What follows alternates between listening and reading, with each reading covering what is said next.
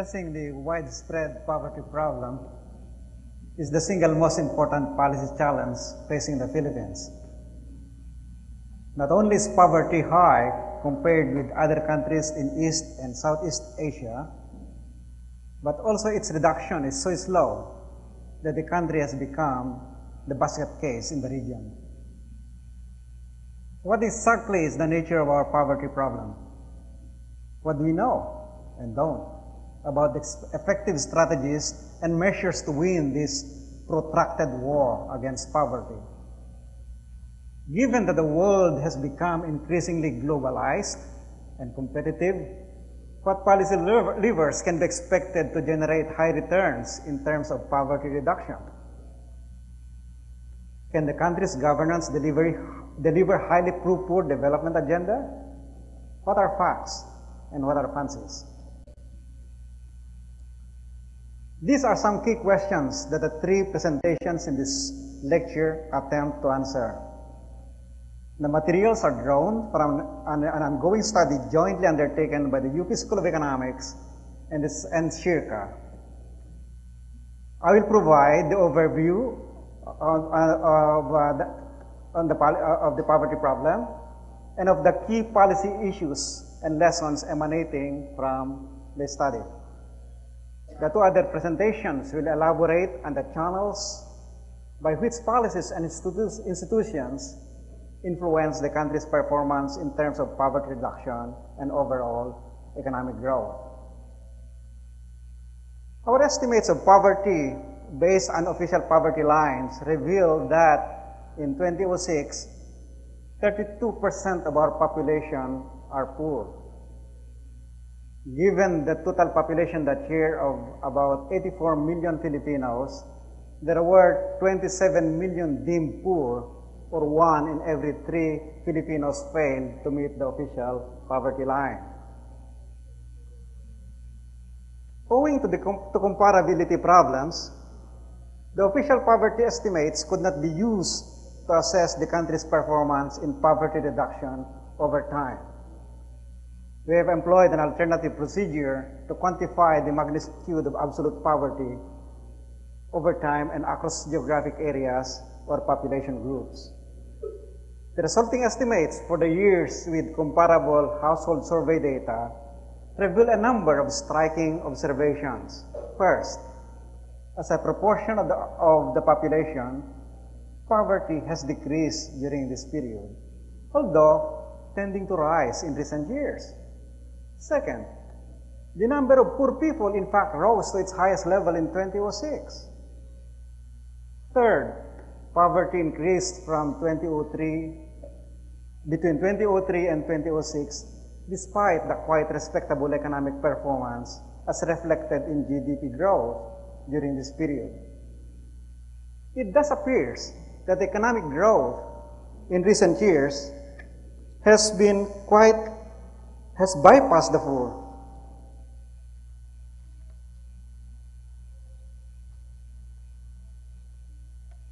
Poverty reduction in the Philippines has lagged far behind those of its neighbors,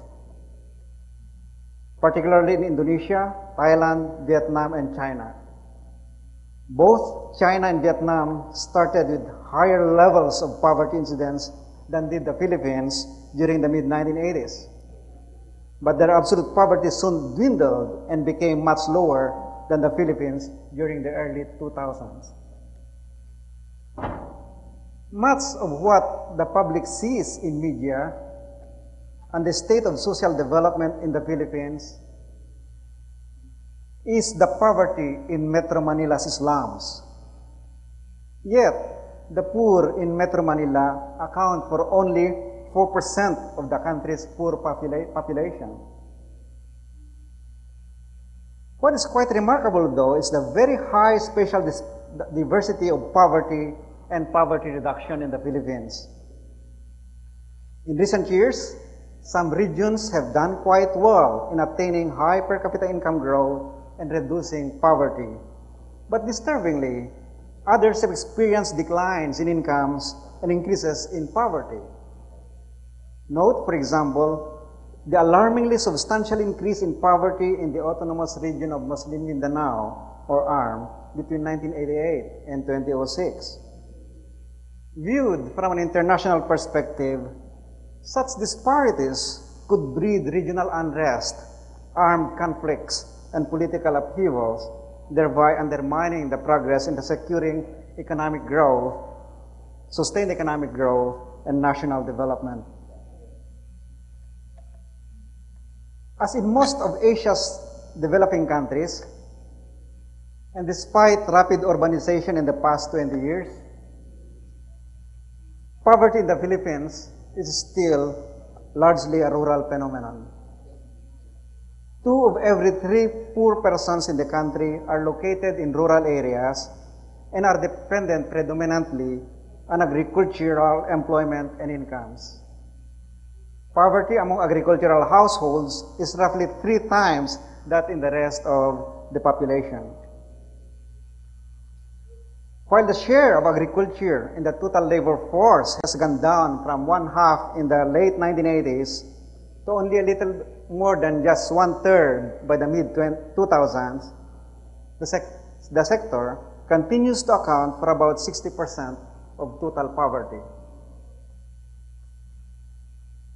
Sustained increases in national income are required for poverty reduction.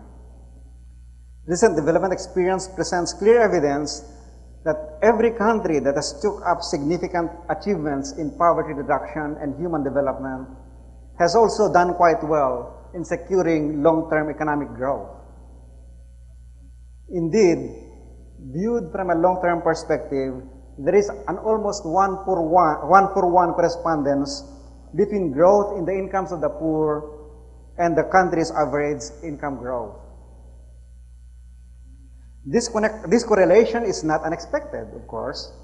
Economic growth is an essential condition for the generation of resources needed to sustain investments in health, education, infrastructure, and good governance, among others.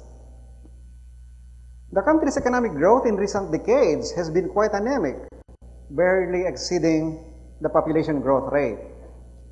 Economic growth has quickened in the past 3 years, but questions linger on its sustainability. Even at the present pace, that is at per capita GDP growth of 4% per year in 2004-2007, it can hardly be argued that the Philippines has come close to the growth trajectories of its dynamic neighbors. It is thus not surprising that serious students of Philippine development contend that shifting the economy to a higher growth path and keeping it there for the long term should be the first and foremost on the development agenda. That achieving economic growth should be in the forefront of policy agenda does not at all imply that there is nothing else apart from growth that can be done to lick the poverty problem. On the contrary, much can be done to enhance the poverty-reducing effects of growth. For example, some countries have been more successful than others in reducing poverty,